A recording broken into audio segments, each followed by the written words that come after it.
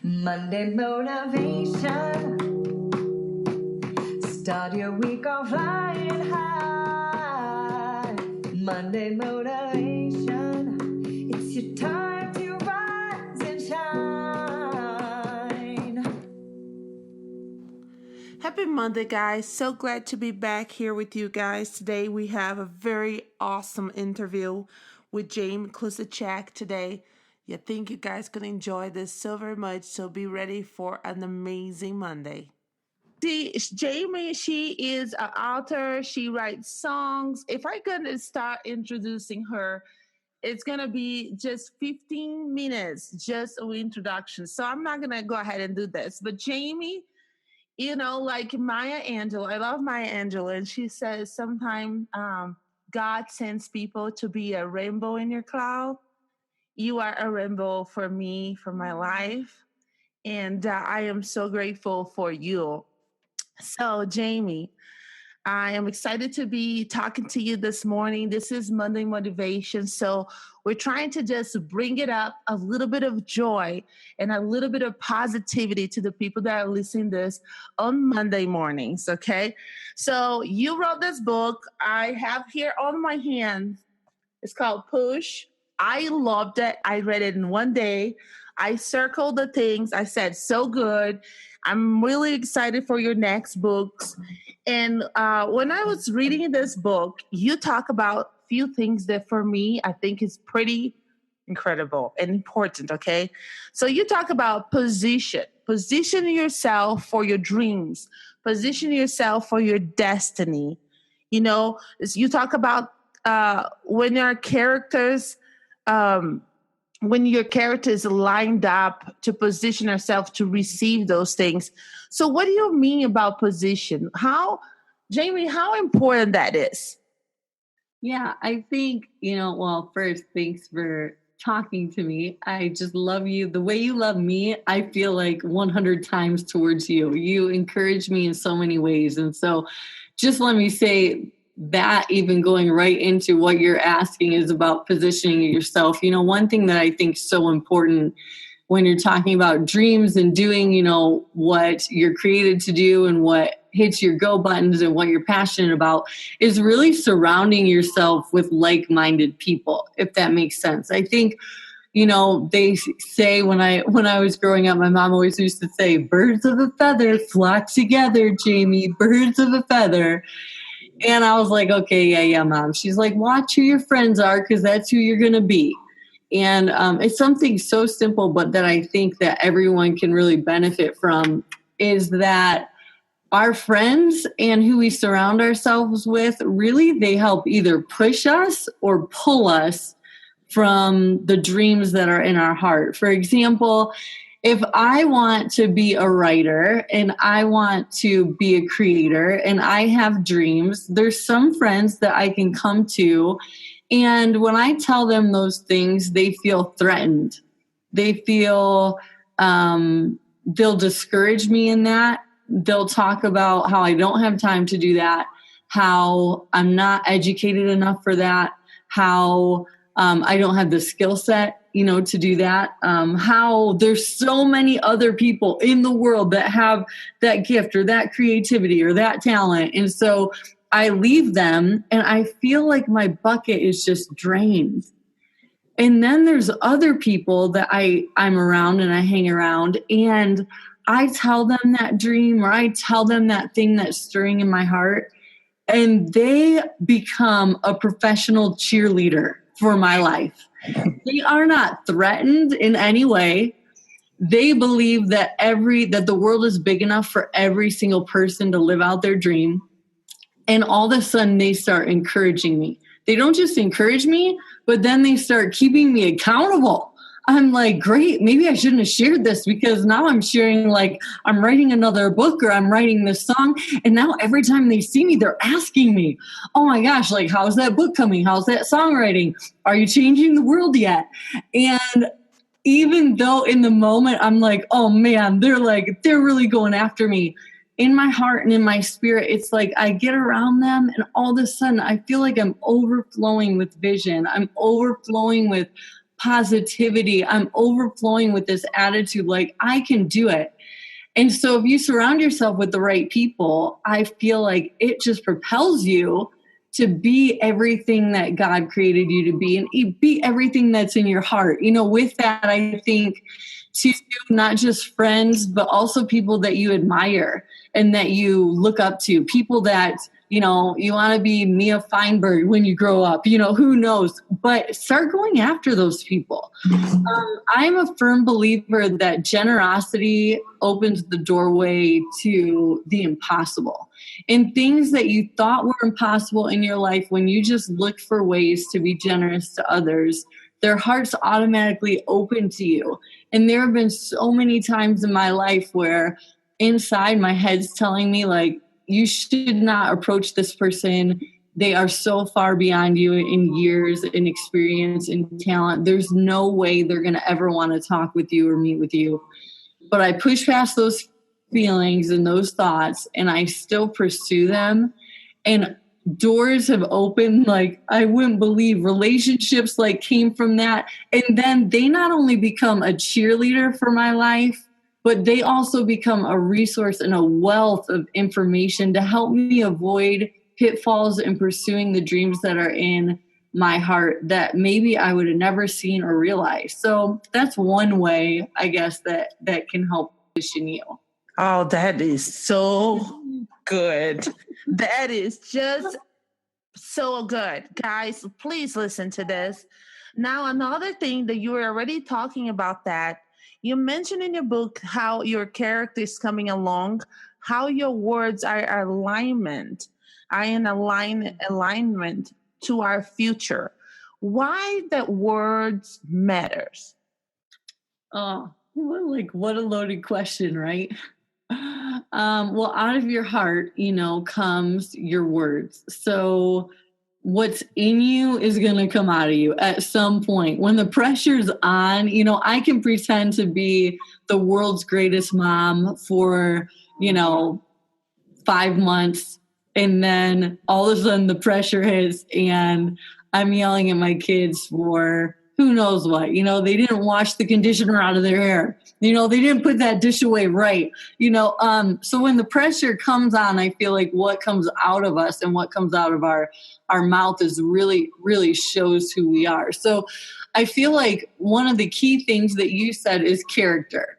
Okay. If your like position in your dream comes to pass, but your character can't sustain that, you're in trouble. And so instead of always grasping and wanting more and going for more, that's great. We need to put feet to our vision and things like that. But when things aren't happening as fast as you thought that they were happening, I'm a Christian, so I usually bring that before God. And I believe that those times are times where God's like, you just aren't ready yet. Like, you aren't ready. You think you're all ready, but if you saw what I saw, I want you to know, if you stepped into that, you know, multi-million-dollar author or writer or traveler around the world, whatever it is that's in your heart, if you stepped into that, your character just could not sustain that right now. So instead of looking at this like down season or this maybe slower season or a season where it's just not happening fast enough as a down thing, instead you need to take that and you need to be like, okay, what needs to work in my heart and my life during this season so that when I do, because I'm going to get there, I believe I'm going to get there, but so that when I get there, the character in my life is ready to be able to handle what's going to be given to me. For example, what about your family? What about your marriage? What about your friendships? Do you have great things in place to sustain good friendships in your life? Do you have great things in place to have the family that you always dreamed about? Because in the end, like if I accomplish my dreams and 1,000, 10,000, 1 million people are impacted by me, but I lose my children because of aspirations that were in my heart and neglect to them, that's not a win for me. And you need to know, like, what's your win? Me losing my family, losing my marriage, that's not a win. So behind the scenes, I need to make sure during these times that Milan and I have things in place as a couple and as a family, that when those times do come, when that dream does come to pass, we have created a steady rhythm of who we are as a family, of what our values are, of what we aren't going to compromise on. And so then we get to that amazing point, which there's always more, right? Like there's never an end. Like you always have something else in your heart until we die. I pray that when we are 85 years old, Rebecca, we are still having these podcasts and we are helping next generations rise up to be everything that they can be.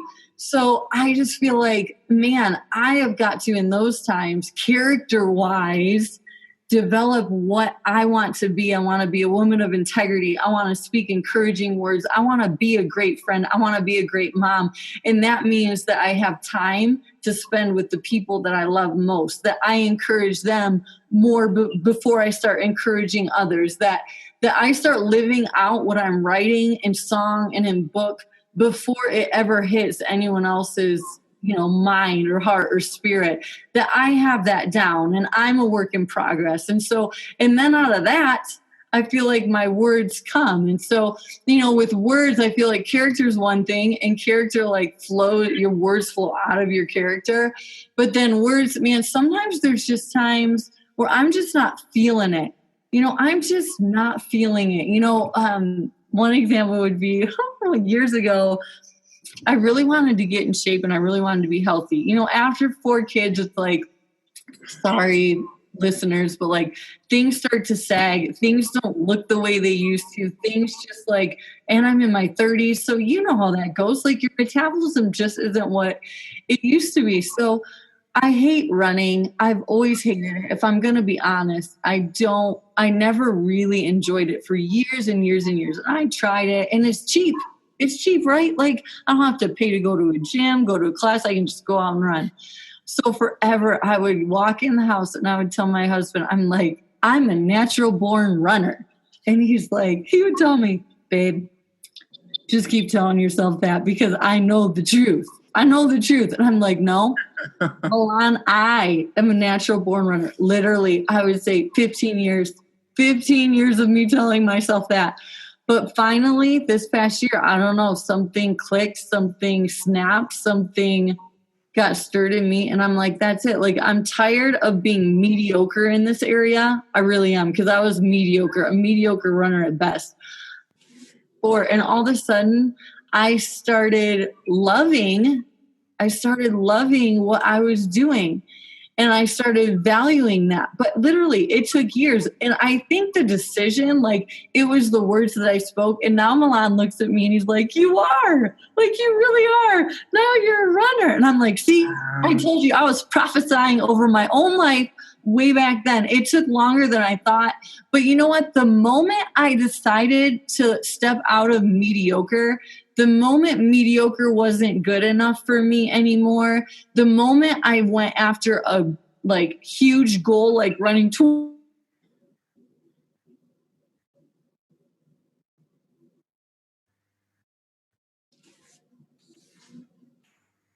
changed.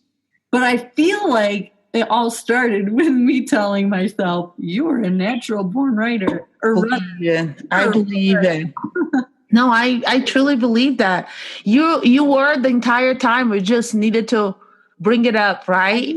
I needed to bring it out. I needed to make that decision. But yeah, I hope that answers your question some. Oh, no, it's just so good. It's like I could have just sit here and listen to you all day because I just feel it's just so full of wisdom. There's so much that you carry inside of you that is so practical, faith, vision, that is so easy to understand, and I'm going to start speaking to my own self saying, I am a master exercise. I can do this, You can do it. There you go. Thank you. I received that. So, so one thing, Jamie, that I think is installed in you, and I'll be bold enough to ask you this question because, the dreamers, the artists that they dream about doing something, usually they stay in the dream only. Oh, yeah. And then dream and they dream and they dream and they have a great idea. And then they have another great idea. And then one more great idea. And they actually never do anything with that. So how can someone step from only dreaming to actually doing and recording and publishing? Because you are a songwriter and you actually made the song, record the song, and put it out there on iTunes, right? Mm-hmm. And I love listening, by the way. But how does someone that only dreams, has the talent, but how can they transition to actually doing it? How do you do that? I think first of all, you've got to ask yourself like one simple question. Am I willing to pay the price? Because people don't ever move out of the dream stage, I feel, ultimately because they aren't willing to pay the price. They don't want to make the relationships. They don't want to invest the time. They're maybe worried. They won't step past their worries or their fears to just start pursuing and creating and doing things. So ultimately, it goes back to they don't want to pay the price. I mean, if we just take away all the fluff and all the excuses, you don't want to pay the price to do it. The same was with running. I mean, the same is with running, is with writing, is with relationships and good friendships. Every woman out there is like, oh, I just want great friendships. But you know what? They aren't a great friend and they don't invest in being a great friend so that others will actually want to be their friend. So let's be real. What you value and what you want, you invest your time in and you pay the price for. So once you answer that question, I would say that would be first. Am I willing to pay the price for this? If the answer is yes, then I would bring it to your spouse or whatever, if you're married, because they're going to have to pay the price for the price that you're paying. And you need to make sure you guys are on the same page. That's just how we work anyways. We're like corporate, you know, like we've got to decide together. Yeah. It's not just about, I hate this. Dreams are amazing. But you know what? If it's just for you, if it's just so that your name can be known, if it's just so that you can, make a name for yourself, it's going to end in disappointment. Yeah. You might get everything that's in your heart, but I'm telling you, you will be empty in the end. Mm-hmm. You don't want to lay others on the altar of sacrifice so that your dreams can come true, if that makes any sense. So, think about that. So that's why it's important for Milana and I to talk about our, what it is that's in our heart and what's the time commitment. Once you say yes, like I'm willing to pay that price, the only thing it is being consistent. You have got to weekly put one foot in front of the other and take steps. Practically speaking, so let's just talk about practical. How does this practically come out? I would say for me, this was a struggle for me for years. I would have great ideas or I'd have things that I would have to pursue. And I don't know, maybe you found yourself in this cycle before.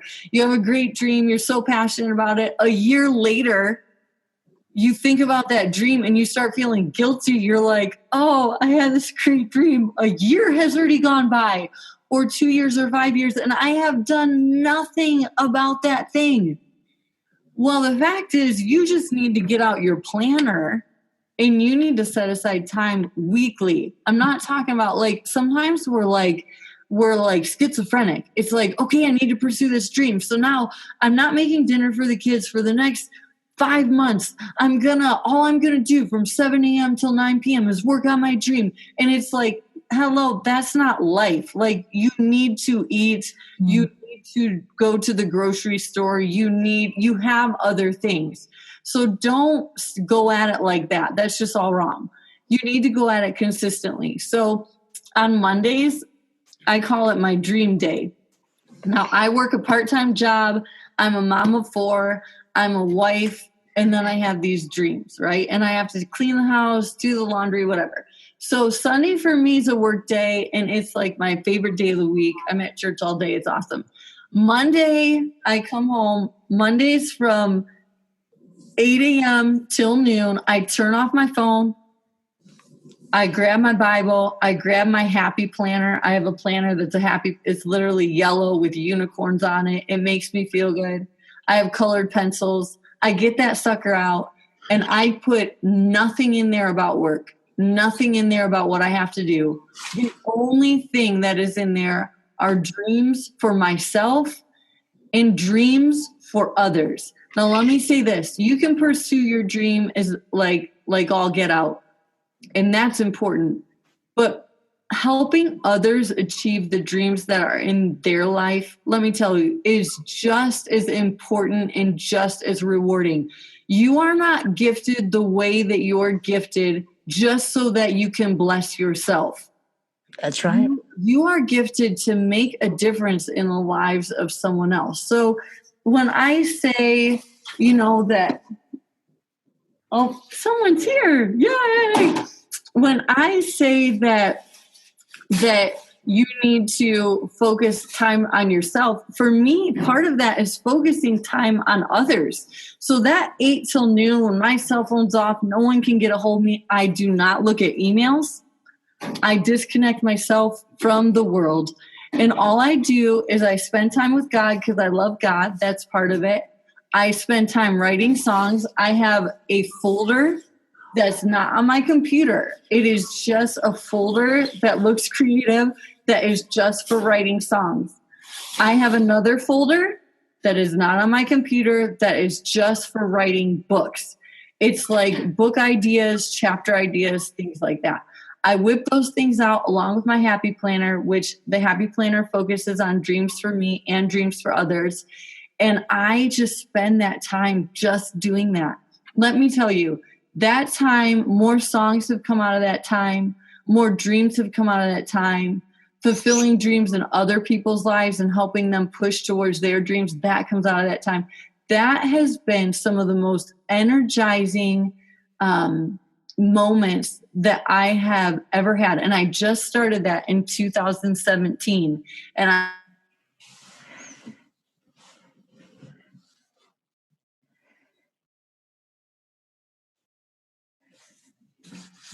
texting me and I tell people about it so they know, hey, this is like, if you're a good friend of mine, Mondays 9 or 8 till noon, that's her dream time. I'm not going to talk to her during that time. And I feel so energized the rest of the week because I am focusing on something that I feel is so important and breathes life. If you're a dreamer, dreams breathe life into you. And if you don't take steps towards those dreams, it will drain you. You will feel that weight. So you've got to put time to it. And then from that point, man, I rally around me a group of people. Like, it's not about me. So like, what are dreams in Rebecca's heart? What are dreams in Jamie's heart? What are dreams in your heart? And how can we together help those things come to pass? You might not know how to record a song, but I guarantee that someone in your sphere of influence that does know how. So you say this, hey, I am working on this, and I would love to help you with like what is in your heart or what God has placed in your heart.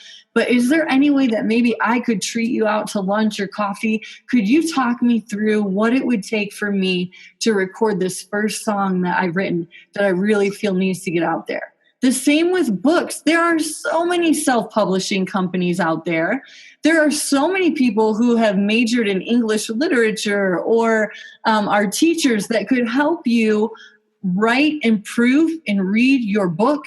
And then you can self-publish that. You can put it on Amazon like I did. I mean, you can do that all by yourself. There's no excuse nowadays with the internet, with connections, with Instagram, with Amazon. If you want to do it, you can do it.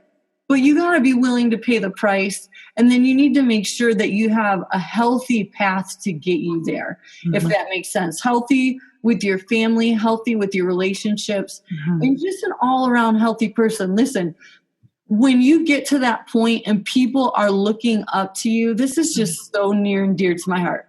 When a world or a generation is looking to you, what are they going to see? What are they going to see?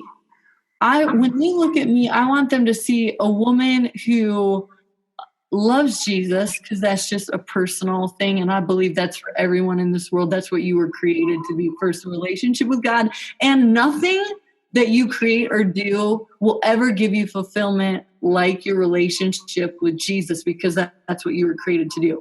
Outside of that, though, when they see that, I want them to see a woman of character and integrity who's the same behind the scenes as she is when everyone's watching.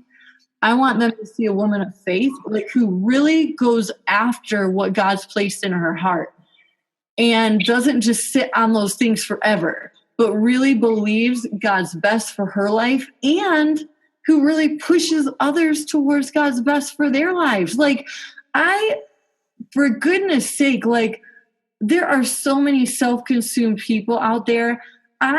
For everything that I am, that I love, that I'm passionate about, I do not want to be another one of those people.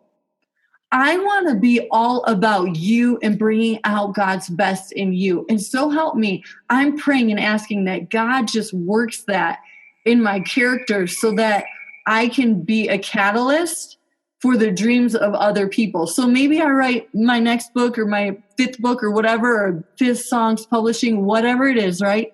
And maybe like money rolls in or opportunities roll in. Well, what am I going to do with that? You know what? Milan and I already have a plan. That being said, it starts now. Like practical things of generosity and of just blessing others. You know, this is a little bit different than the question that you asked, but I think it goes with character qualities. Right. We tithe. Everything that we get, we tithe. And then on top of that, we set aside, we have a special account where a percentage of our income goes into that account. And all that is used for is blessing others. That's it. I know. I'm like, you have so much to give that I'm telling you, I'm going to start encourage you to start your own podcast, and I'll be the first one to listen to. It's going to call Monday Afternoon Dream with Me by Jamie. You know, we can call it like Dreams Catalyst from Rebecca. Oh my God. So anyway, I think you answer everything, and it makes me cry because I truly believe what you're saying. I believe it. I have experienced that myself. And I have a very last question. That's it. One last question. Let me tell your podcast people 2 books that have really helped me put feet to my dreams. One is Principle of the Path by Andy Stanley. He says in that book that your direction, not your intention, determines where you're going to end up, basically. So it doesn't matter how many dreams or intentions you have. It's really the direction you're heading, like where you're walking, that's going to determine your destination. And the other one is this. Creatives will love this book. And if you haven't read it, I encourage you, please get it. It's called Manage Your Day Today. Build your routine, find your focus, and sharpen your creative mind.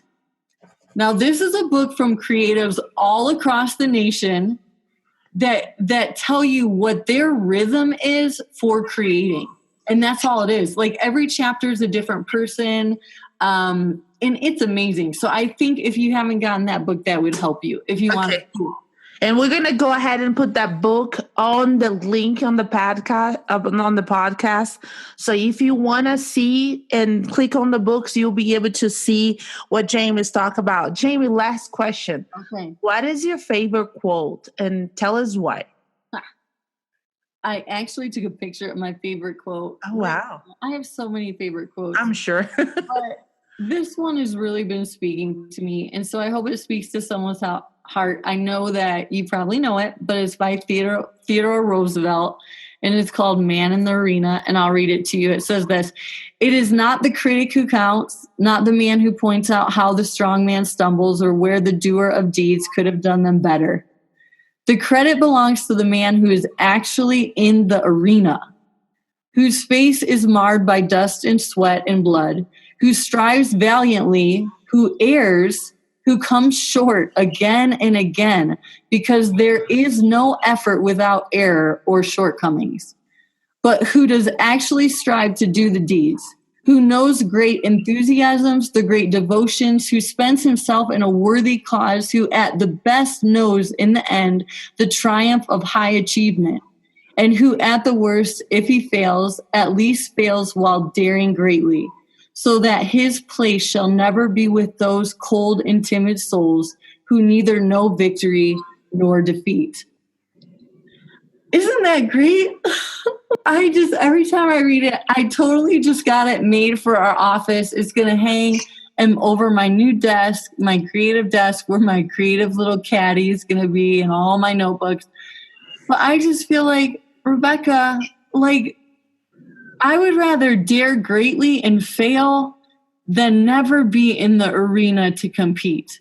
Failure is a part. Someone needs to hear this. Failure is a part of life.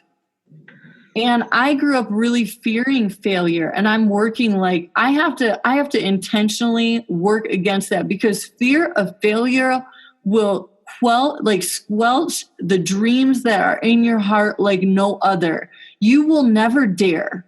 Right. You won't take the steps because you're afraid of failing. But you know what? You know what helps me is the fear of being mediocre my entire life is so much greater than my fear of failure that it makes me step into that arena with everything I've got and fight like I'll get out. And if I fail, fine, then I'll get up and I'll just try again.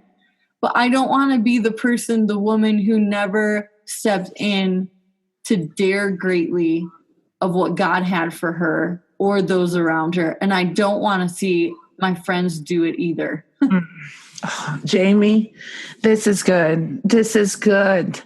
I'm telling you, if you're listening to this and doesn't really change your life at some point of how you think, this is so, so precious. I think there's so much inside of you. It's just so great. I love you. I love you too. We have to finish because it's time to go. Yeah. But I want to just say thank you so much for being here. I've been looking into watching you live your life. Aww. And there's certain things that I saw that I said, I want to know this lady. And you didn't know me. I came to you and I said, I just wanted to say hello because I watched and I saw so much, like living waters coming out of you, that now that we moved, and when we moved, you're the first person that ever came to our home and brought out your book and your little card. And my husband actually said, you love those things, right? Because I get so blessed by it. Aww. And your humanity, you are a star. You carry all this wonderful gift of God in you, but you're so humble. You're so gifted and just being kind that you are teaching me how to do that, how to be that. And that is developing me by watching you. And we finished like that. On Monday, happy Monday, guys. It was so good to have you here. Thank you, Jamie. You're my sister.